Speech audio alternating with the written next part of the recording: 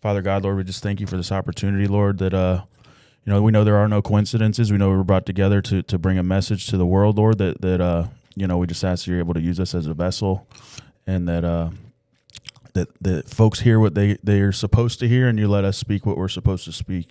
Pray this in Jesus' name. Amen. What's up, guys? We're here, episode 16 of the Discipline and Legacy podcast. I got my boy Kevin Bay. How are you? Major League Baseball trainer, strength and conditioning coach. He flew in for, I believe, for spring training, right? No, University of Florida home opener. Okay. So UF. I'm a Gator, so even better. Oh yeah. But came to Florida. We got an awesome opportunity to link up. Yeah. Thank you for having me on. I really appreciate it. Yeah, man. Short notice and everything was great. We'll make it happen. Super glad you were able to make it. And I know a little bit about your story, but basically, like the Discipline and Legacy podcast, we kind of go over. We want to hear people's past, man. We want to hear like your story, what you've been through in life. Kind of any discipline and adversity you went through, and how you've overcame that to get to the point that you're at right now. Yeah, I mean, I have a bit of an eclectic background. I mean, I grew up pretty middle class. Probably now that we look back at it, maybe lower middle class, but middle class. Like, you don't know any better when you're a kid, you know what I'm saying? Yeah. I had this conversation about 2 weeks ago.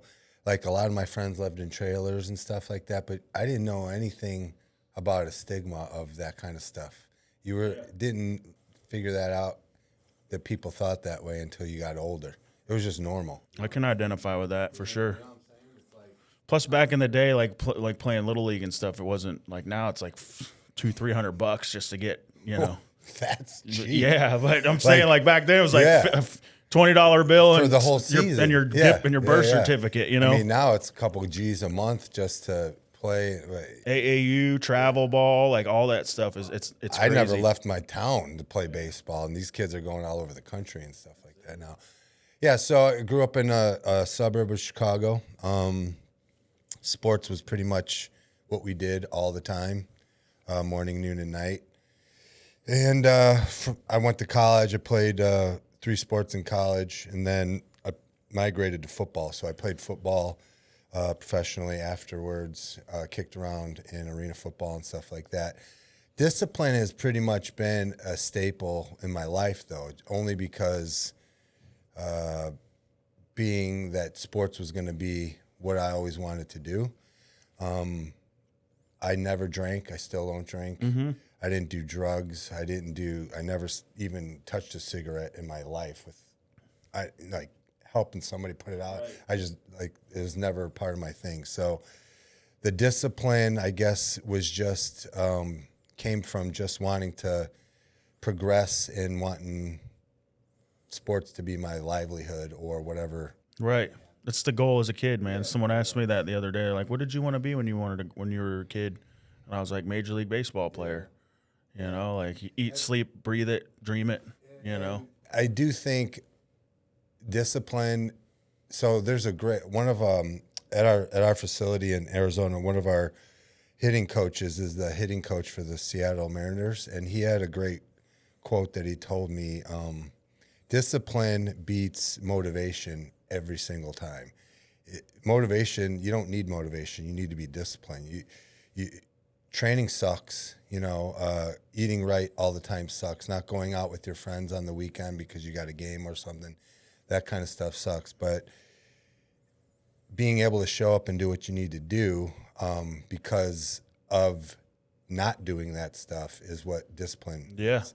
Motivation, It's like the pep up to do it. You go to like a pep rally. You're like, yeah, I'm ready to go. And then time to rubber hits the road and you're like, nah. It separates people. And the motivation, anybody can motivate people, but get you jazzed up. But discipline is, and being around big leaguers, it's really prevalent on seeing like attention to detail, like small little things, like just how they play catch is discipline. Right. How they warm up is discipline. How they go about their work and their business is discipline. So I think that's just something that's like a character trait for me. I think after I got out of playing and stuff that you kind of lose that because you're a little bit, not sick of it, but it's just like Like training for me is tough because Still or now? it's just tough for me to do it all the time because I did it almost every day for decades that I don't have anything to really train for. And that's kind of like how my mindset always was I was training for something. Now I'm just training to like not get old or to feel good or something like that. So it kind of makes it tough. So I have to sometimes come up with reasons to get in the gym and do. Give yourself little time periods or like, I want to cut to this certain amount, or I want to build this certain amount, or join in jiu-jitsu because I want to do something to do, little things like that. Because you're not training to play a game or anything like that anymore. But I think having guys that I can do that, help do that, also helps me not go down a bad path when it comes to helps you maintain a certain level of it. yeah, like just sitting at home doing because you're surrounded by people who are after something, that are going after wanting to achieve something. So it's almost that surrounded by your five. Show me who the five people you're surrounded by, and that's what you're gonna. I like that. I actually specifically don't adhere to just that. I kind of do it as your circle, like more than 5. Mm-hmm. And once I got to be like 35 and older, I'm 52 now. So I made a purpose and a effort to try to have smarter people around me, more successful people around me. That quote, if don't be the smartest person in the room, you're in the wrong room. That's the kind of thing that I kind of revolve my life around as far as personal and business wise. Like I love real estate. I love, even to this day, I've been in strength and conditioning for going on like almost 30 years. Wow. I still want to learn. And I think you always will. Well, I do too. I really believe that. But I also think the problem in our era, in our little realm of strength and conditioning, is that guys think they know it all. Or they have a philosophy, and that's the only philosophy, or they have a dogmatic approach to the way they train. So my place is called the hybrid method. The reason I called it hybrid back when I started was because I've done so many different training modalities, whether it was CrossFit, strength and conditioning, like sports, all different, bodybuilding, everything. So I take all the stuff I like from all of those things because there's good in all of that. 100%. And there's bad. Yeah, we got Chris Bumstead's local. He's six-time, Mr. Olympia. Now he's saying on social media, he's like, I wish I would have done like full range of motion and like just, now he's in this kind of approach. They call it a jacked leap, where he wants more range of motion, more mobility. Yeah, 100%. And that's kind of like my training method is like, I want to be like somewhat big, but at the same time, I want to be able to like run a mile and like. Well, you should get big because you're training right. You shouldn't be training to get big, if that makes sense.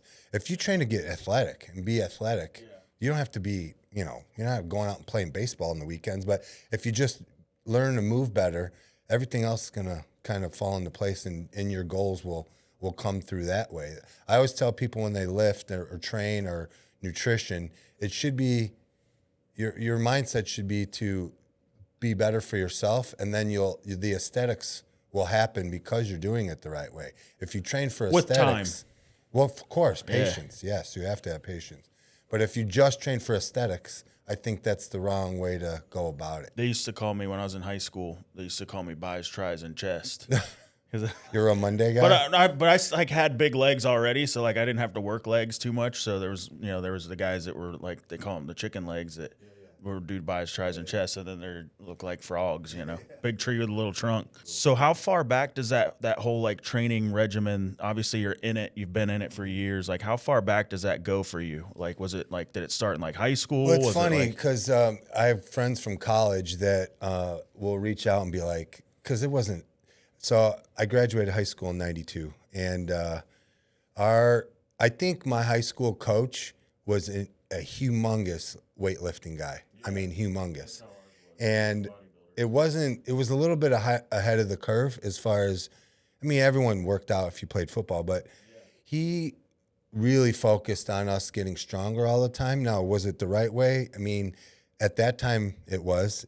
I mean, would we probably do that kind of stuff the way we did it now? I don't think so. But education's all, and everything is getting better and that kind of stuff. So I think it might have started then, but for sure in college is when I started.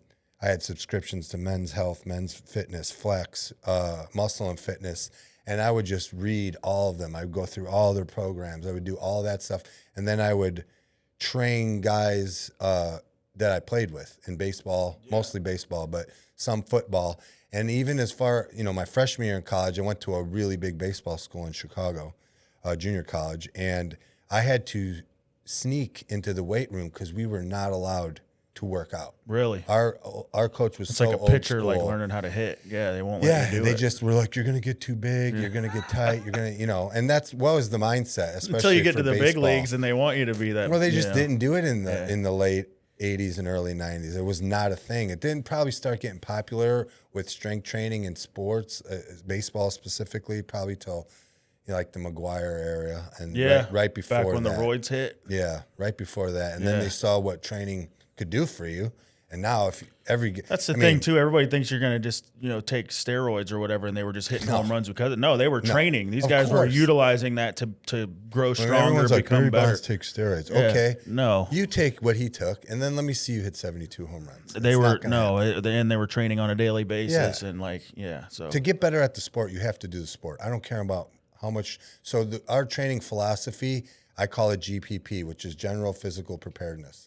So we prepare tendons, ligaments, and the body to be prepared to do whatever. The sport part of them getting good is on them. They're going to get good or they're not going to get. They could do whatever they want. Paul Skeens could do CrossFit every day. He's still going to be as good as he is. Right. So my goal is to keep them healthy, and then they'll get better on their own. And they'll progress, like what I said earlier, because they're doing the right thing. The right thing is going to make them better, but I'm not making them better. Right. They're making themselves 100%. Better. That's what a coach or a trainer is, So going back, I started training guys in college, but when I really started looking into training I worked at GNC, so I was into all of these supplements and stuff too. So we would have cabinets of HMB and freaking... That was back in the day. Like, that was the spot. Yeah. Like, there was, like, nothing. Like, you couldn't go to Walmart and buy, like, pre-workout or anything. A McGuire would take that got banned. It was so popular. What's his name from the White Sox had one that came out, too? Frank Thomas? Yeah, he had one, like, it was, like, some testosterone. Well, that was post-career. Yeah. He still peddles that. Yeah, but like Shaq, you know, he's still playing the game after. When I started playing arena football, the most I ever made in a monthly, was like $860. Total. So that's considered professional football because you're getting paid, but it makes nothing. So I was supplementing that with training, and that's how I really started getting to training and personal training and stuff like that. Who'd you play for with Arena? Dallas and Iowa. Both of them. I remember the Orlando Predators and it was a Tampa Bay Storm. Were they around then? I can't remember. I remember my uncle was big into them. And then a little bit in the XFL. When they had a Chicago team, if you remember the XFL. That was the WWE times.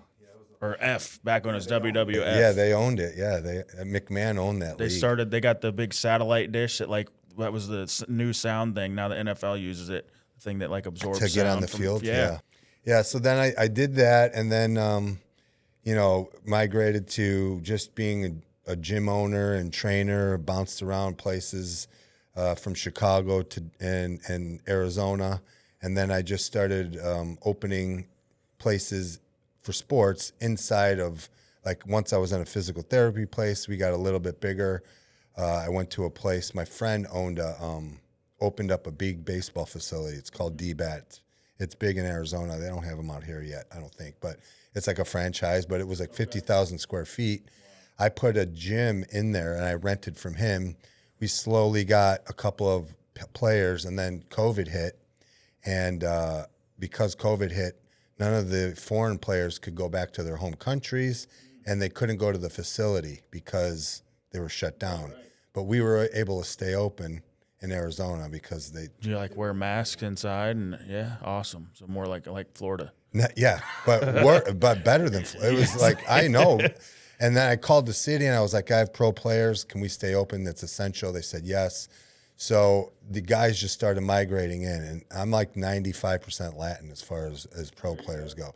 So we just grew it from there. We were doing like live games on Friday nights, and we would have hot dogs and vendors and music. Yeah, I remember those days. Everybody talks about COVID, but like I was building the Bright Line Railroad here. We were essential too, so like I didn't experience like Me neither. not being able to leave my house. COVID, like I don't want to say it was great for me, but it was great for me business wise. Yeah. It was good. So your players are Latin. A lot of them. I have a lot.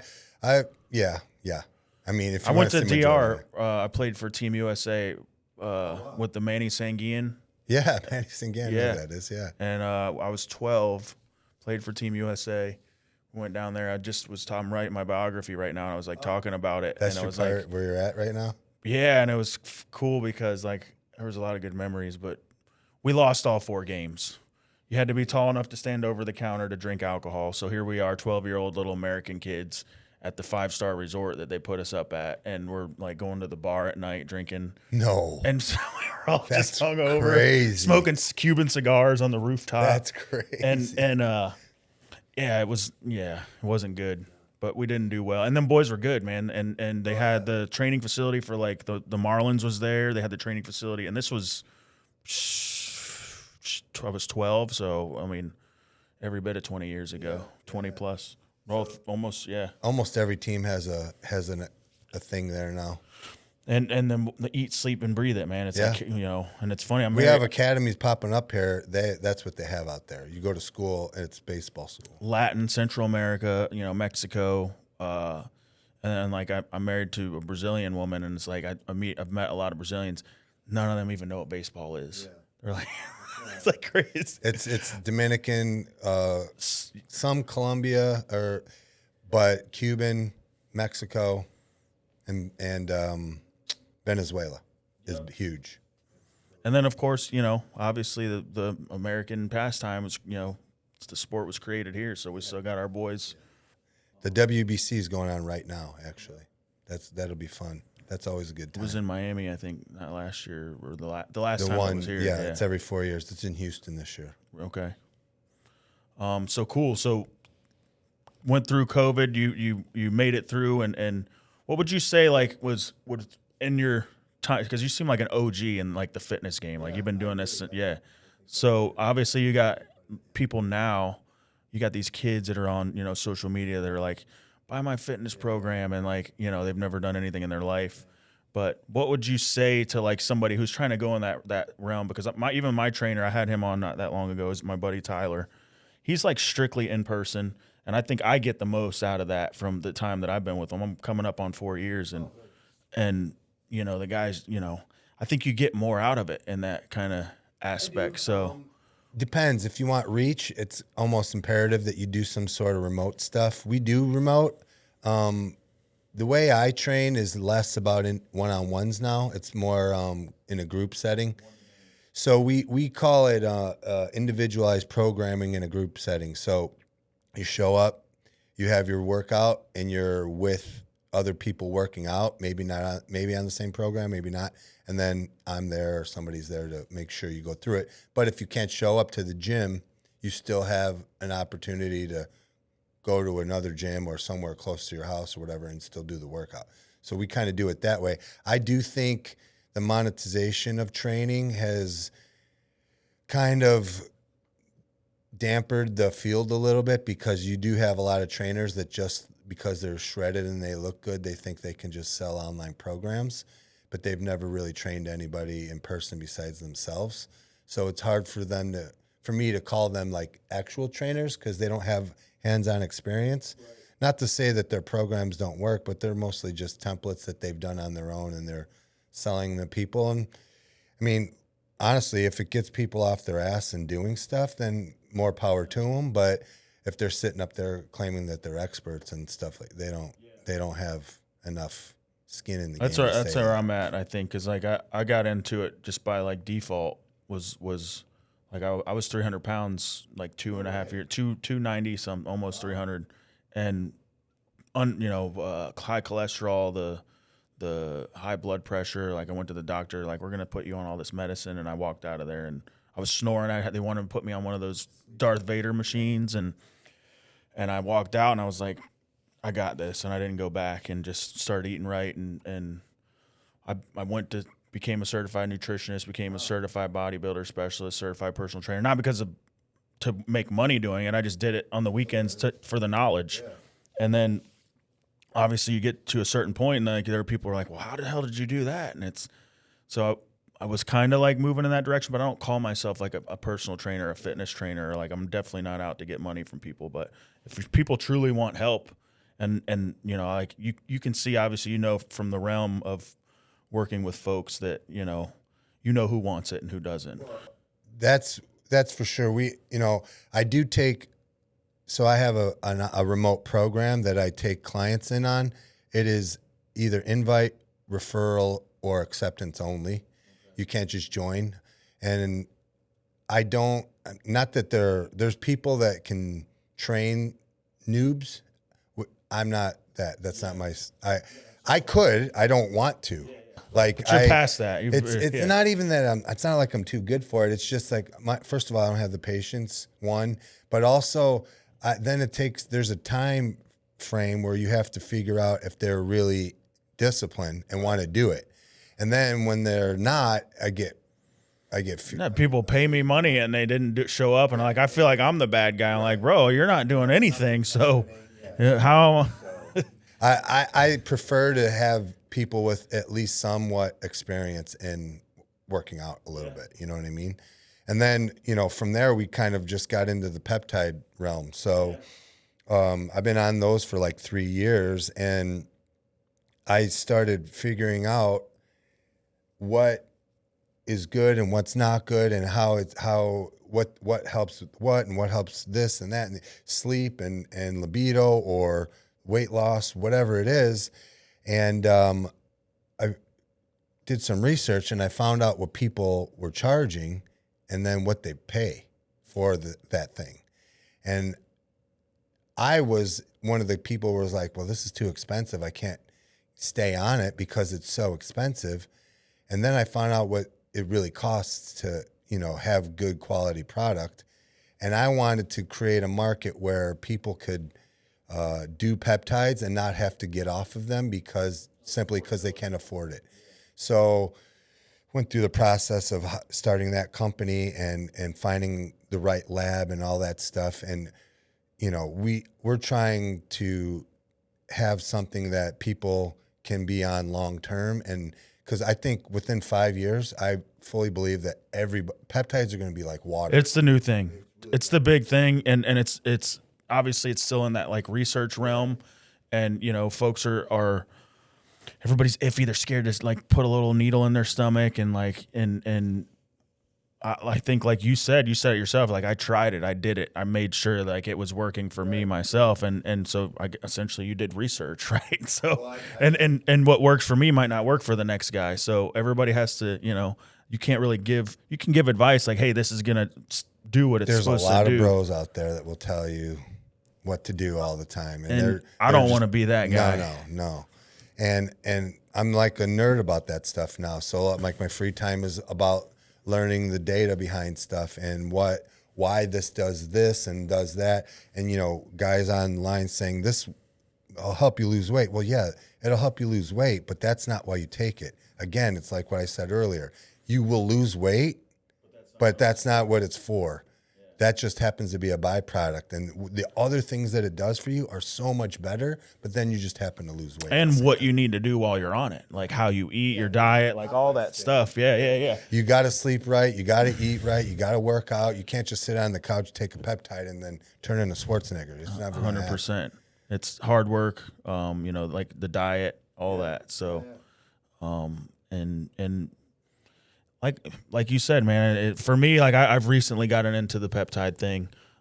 It's a new up and coming thing. I've done stem cells. There's a reason why I think the government and the FDA has kind of been pushing it to the wayside, because it's taking away from medicine or medication. And these peptides are saving people from having They're in a good surgeries. business of getting you sick to sell you what's not going to make That's you why, sick. like, I went to the doctor whenever I was overweight, and like the first thing they wanted to do was like feed me medication, and I'm like, Fetramine? no, they wanted to give me blood pressure medicine, and they didn't say anything about losing weight and eating better.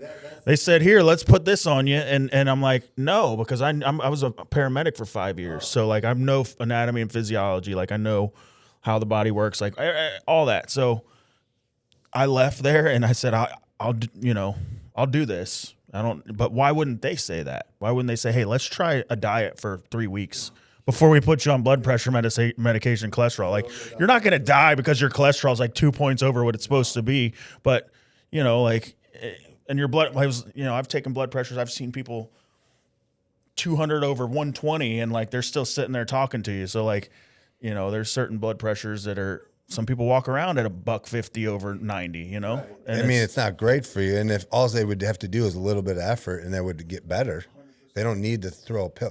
The thing with the pills are, it helps whatever the pill is for, but it also messes up 10 other things. So then they give you a pill for that, and then they give you a pill.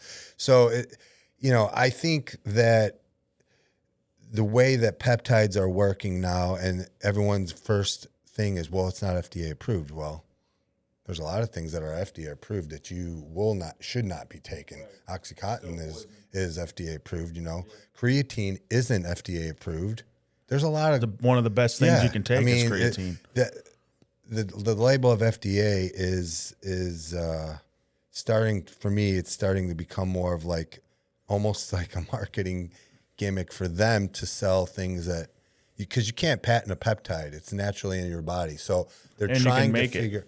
What's that? Well, labs can make it. They can, and that's what they're trying to hang their hat on now. It's artificially made, so we can patent it, and that's not true. It's just already in your body, so you can't.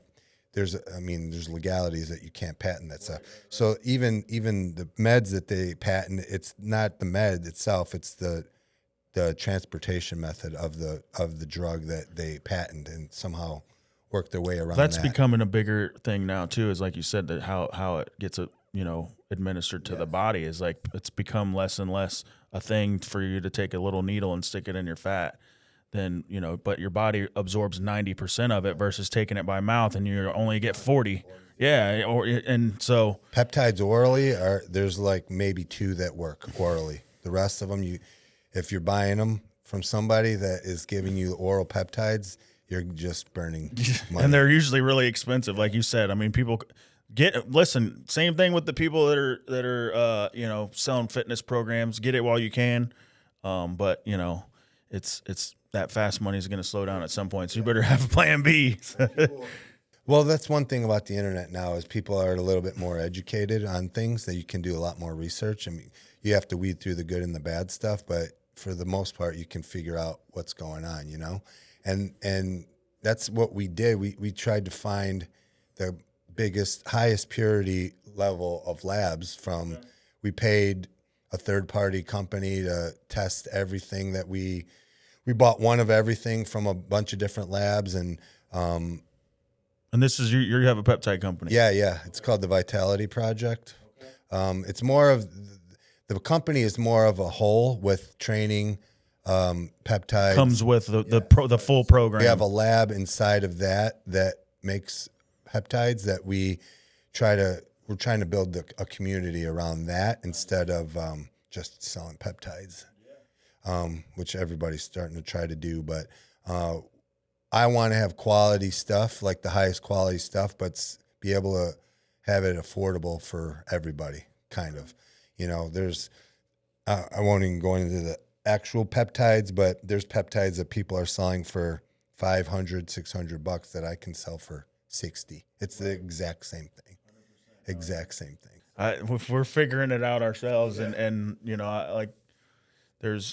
get these guys that have their companies. They get people who have high influence on social media, and they say, hey, well, give you this much if you can, just put this link on your page. You can have 30% of the company. Yeah. Just start peddling our stuff. It's hard to pass up if you're that person.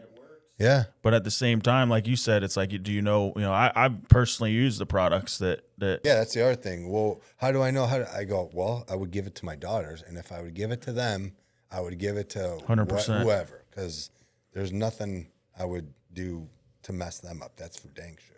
So it goes with your program. Like that's similar to what I just did. There's a company around here, Raw Supplements, and then there's Revive that kind of was part of that before it became Raw. Raw's grown quite a bit, and then there's a facility.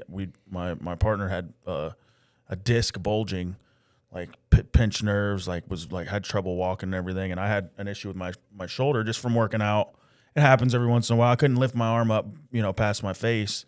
So we're like, hey, check this, stem cell thing out, and I'm like, I couldn't afford the $20,000 stem cell research or thing, but So have you heard of Ways to Well? No. Rogan. Yeah. So there's a place in Austin called Ways to Well. They're like the leading stem cell company in the country. They can get their stem cells. They're the only ones in the U.S. that can use the stem cells that they're using. They worked on 3 of my MLB players at the beginning of the offseason. All of their issues that they've had for the last 5 years when it comes to like shoulder, elbow, gone. So we have a partnership with them. I'll definitely hook you up with them. They are top notch, and that's how I got into the peptide kind of mindset of working. It works. If you got Ronnie Coleman, the bodybuilder that couldn't walk, guy, most people who know anything about bodybuilding know that this guy was, his legs were this big around. He was huge, but he destroyed his body doing it, and had a walker. Did 4 stem cell treatments over a course of 2 years. The guy's walking around without anything now. Yeah, I mean, I'd be happy to. They're the best people, and they're the people that help Jelly Roll lose all that weight. That's the same exact company. Yeah, same exact company. So we're partners. I have a partnership with them.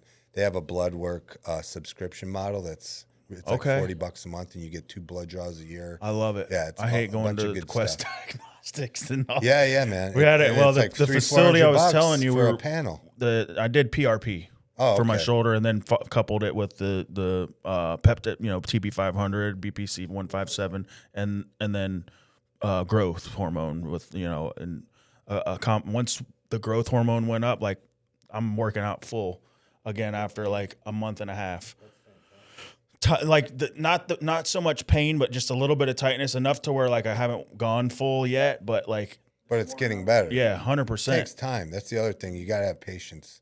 But then I go to the orthopedic doctor when I had the same issue. Like I had tendonitis in my elbow that was stuck there for, 2.5 months. That's finally when I went to the guy, because I'm like, man, this just ain't going away.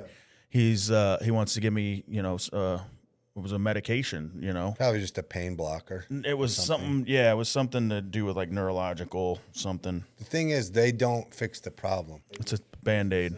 Yeah. And peptides can fix the problem.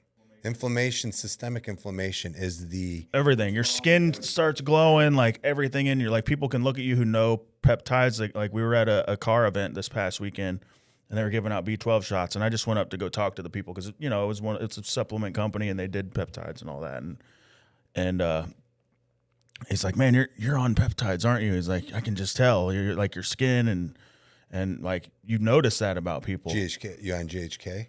Clow. Yeah. Clow. KPV, GHK, TB, and yes, sir. BPC. Nice. And then, there's the GLPs. Like everybody talks about the GLPs. You can't just take them. Like you're going to end up with loose skin. Your face is going to droop. That's funny you say that, because I refuse to sell people. Like people ask me daily, can I get Trizepatide from you? I can definitely get it. I will not give it to you. Like, unless you're obese, I do not think you should just be on Retatrutide and be. Reta's where it's at, out all of them. So for sure, like, we're talking into a. But you're not losing podcast. muscle, No, yeah. But and that's the thing is like here's like you said, man, the internet, everything like. The information age is dead. You don't need to go to college to get a degree. Like there's a reason why they call it practicing medicine. Like these guys are going and looking at Google just like us. They're like, what the hell's wrong with this person? Like, let me go look in the. Yeah. I was saying earlier today, I think doctors are starting to turn into I'm not discounting their field at all, and by any means, because I was a paramedic, so I understand that there is a need for it. Like people We're need help. generalizing, obviously, but the problem is, like everything else, the bad apples make it bad for the whole field. And when they're turning into drug reps, basically, is what a lot of them are turning Being into. fed by the drug Well, reps. yeah, who's paying you to service their product? I don't like that. There shouldn't be a correlation between, a doctor being able to prescribe a certain med simply because he's going to be making money from the drug company. It doesn't make sense to me. And peptides will make people go to the doctors less, so that's just going to bring their bottom line a little bit down a little bit more. And we're on the forefront. It's very new, wild west when it comes to that. But I just think as time goes, it's going to just keep getting better and better and better. Yeah, 100%. So that's part of your program. Like I was saying, like it's part of your program. You got the fitness, and then you're obviously implementing the peptides. Yeah. And so, like, what would you say to somebody who's kind of up and coming in that field? Like I said, if you're got, it's kind of another, like, almost like a mission statement of the group. Like what we want is your network is what you're worth, I think, So I think trying to always meet people that you look up to, or try to be around people that you not necessarily admire, but appreciate what they're doing in life, how they're successful. You can't go wrong with being able to do that. I think that having people that you can lean on or ask questions to in any part of your field, whether it's your field that you're specifically in, or, if it's a comedian, how good they are in their field, I think it all has value. So if you're a young person getting into any field, but even strength and conditioning, you reach out or meet or go out of your way to be friendly, be inquisitive, and always be learning. Mm-hmm. There's a quote that I always play on my social media from Ted Lasso, and he's like, always be curious. Don't go into a room and start talking. Ask questions and listen. You should be the one that's doing the least amount of talking, not the most amount of talking. Yeah. And I think especially that if you just want to goes learn through, something you don't know something about. And that just learning about other things is always going to incrementally help you in your field. It doesn't matter if it's completely opposite. You're being able to open yourself up to be able to do stuff like that. There was a class we just took recently that was the average Joe.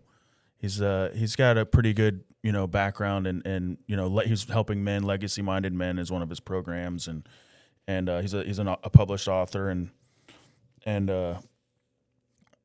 he told us a story about how, like, if you want to learn something about somebody, this guy he knew, or that I think was an author, or maybe it was him, that he's like, I wanted to learn something from this guy, so I would just ask the guy to go to lunch, buy him lunch, and bring a yellow notebook, and have like a list of questions. So the guy thought he was getting lunch, but I'm utilizing that time to pick his brain. Yeah, and do it in a conversation and not an interview. Yeah. And then so at the end of that class that we were taking, he sent a text out to everybody. He's like, "Hey, did you learn anything from the class?" I was like, "Yeah, you want to go to lunch?" And so I went and bought him lunch. Yeah. And so it's true. Say no. Yeah, it's true because So and that's where I said, like, the information age is dead. Like, there's a need for universities, there's a need for colleges. I'm not saying don't go to college. I said it in front of my son, and now he's like, "I don't need to go to school. You didn't go to school." And I'm like, listen, that's not what I'm saying. If you have an interest in something and you want to learn about it, by all means, go to college. But if you are wanting to be a CEO and you're in a college class being taught by someone who's never been a CEO, then how is that beneficial?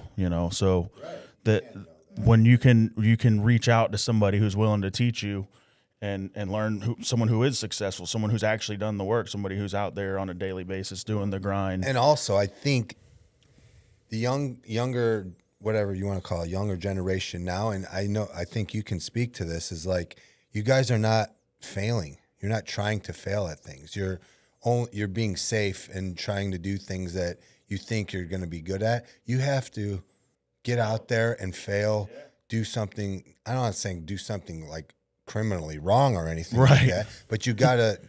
And don't try to like You gotta- purposefully fail. Like Right. just realize No, that that's you're just part of going to, success. Is that 100%, you're gonna 100%. fall short. You're gonna. I think that's what sports actually helps a lot with at a younger age, when you're not in an atmosphere that gives participation trophies and shit like that.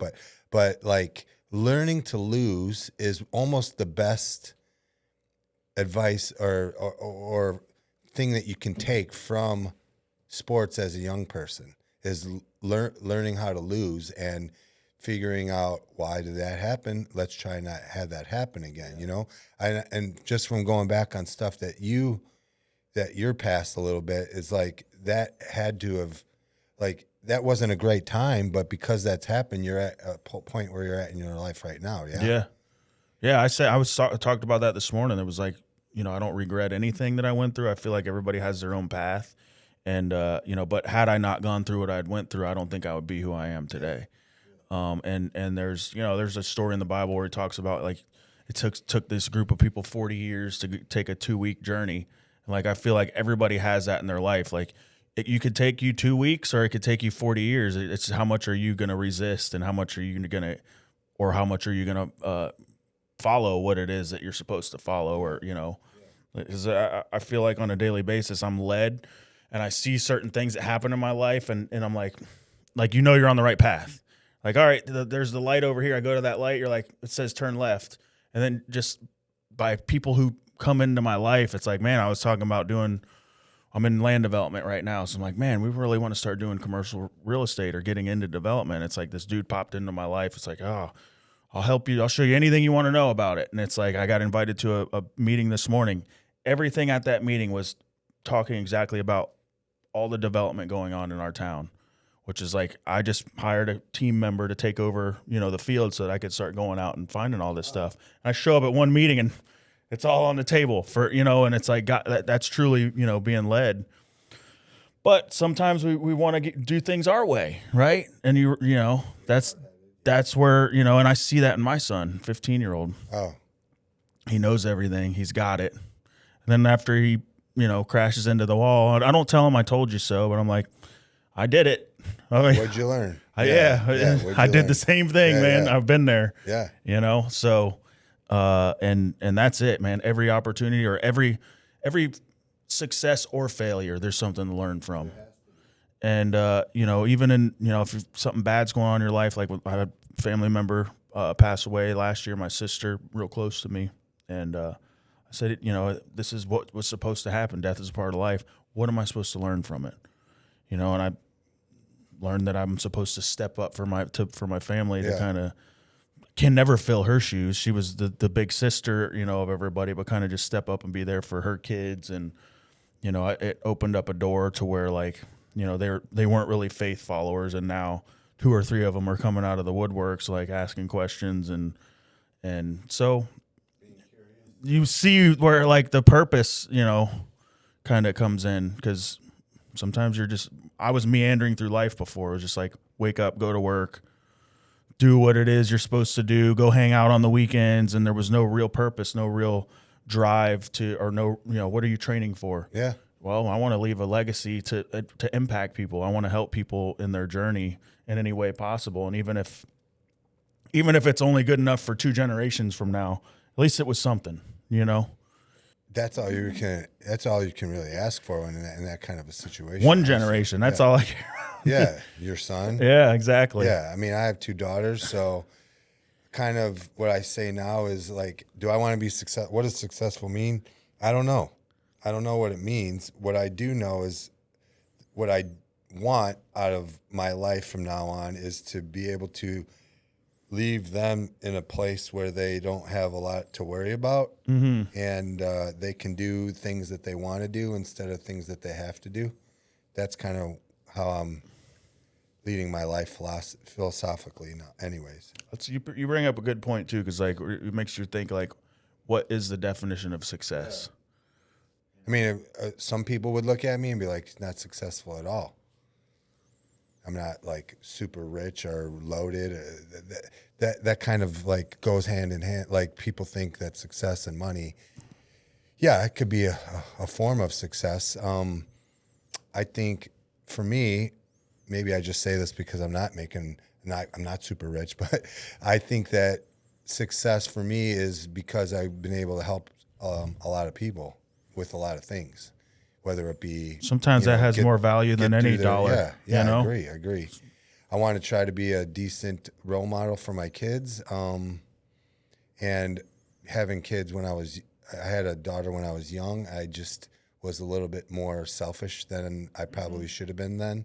And so that kind of looms over my head as I got older, and it probably makes me be more of more present with them now, and to an annoying amount. Almost like you're trying to make up for it in a way, kind of. And I think that's more about me worrying about that than them. I don't know so much if they think about it as much as I do, but it does make me like conscious about trying to be a little bit more present with what they do in their lives, which could also annoy them at the same time, but it is that's what dads are for. Yeah, I don't care about that. It's like literally my favorite thing has been, being a dad. So, and I think a lot of people say that or think that, but that is kind of like where I try to lead what I'm doing in life to see, if I do this, what can potentially happen for them when you weren't thinking that way when you were younger. It was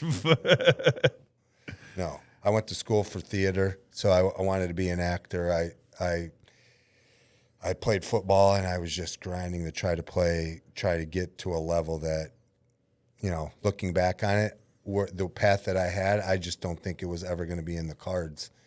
And I was just too narrow-minded, and I don't want to hyper-focused. I don't think that's the case. I think anyone that's playing or trying to play professional sports is always going to be hyper-focused. I just couldn't see outside. I had blinders on everything except for that thing that I don't think I had an opportunity to get to. So it kind of messes with me as an adult and as an older person and out of the sport. I wish, you always have that, you regrets or whatever. I wish I would have did this instead of that way. And that looms around. So being able to have some sort of self-awareness about that, I also think helps with not being too hard on yourself, but also kind of hard on yourself at the same time.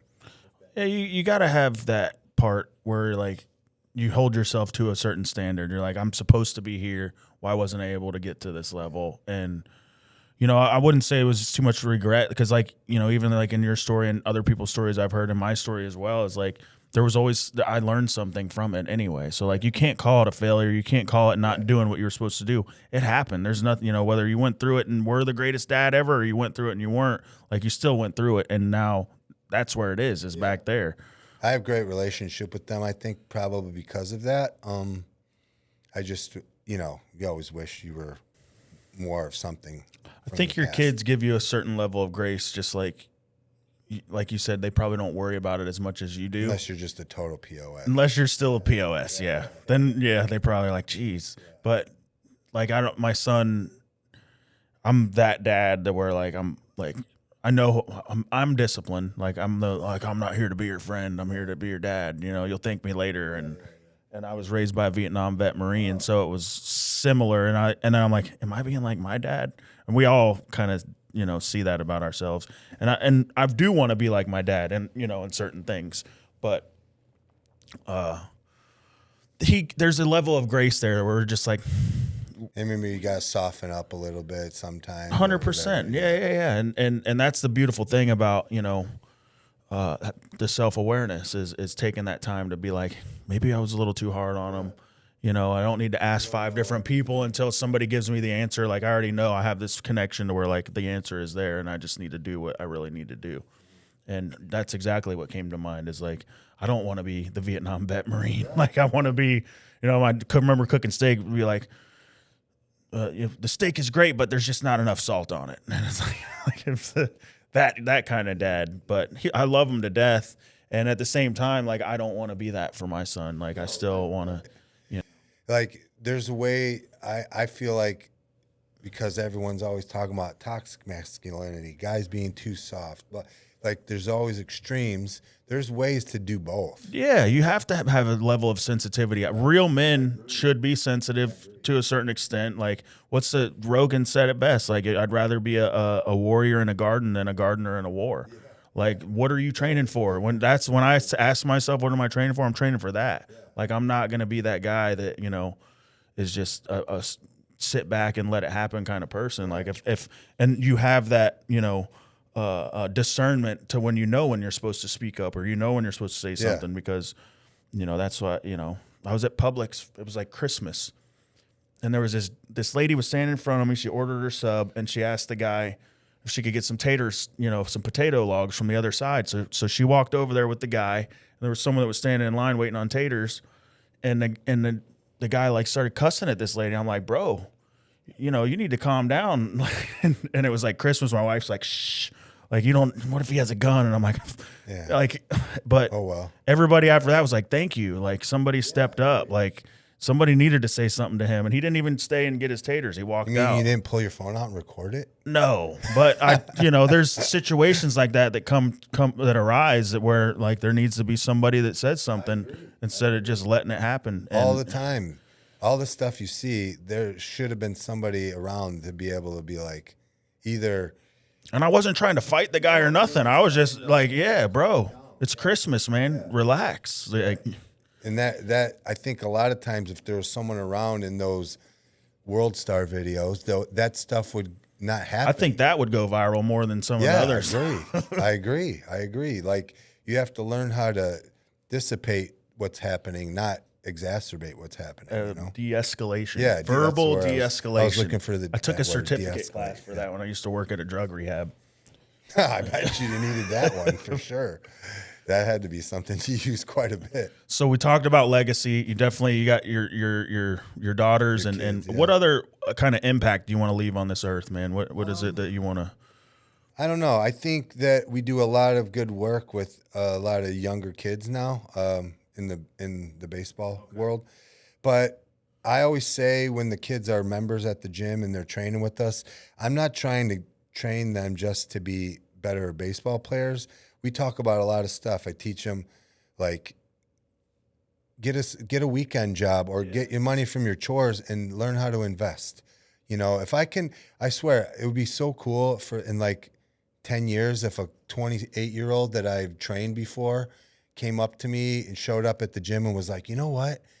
When I was 14, I started putting $25 a week or $100 a month because of what you told me, and now I got like, $200,000 in saving, and that would be awesome to me. There's like 2 or 3 of my coaches that that said stuff when I was a kid that stuck with me my whole life. Agree. Same with me. Yeah.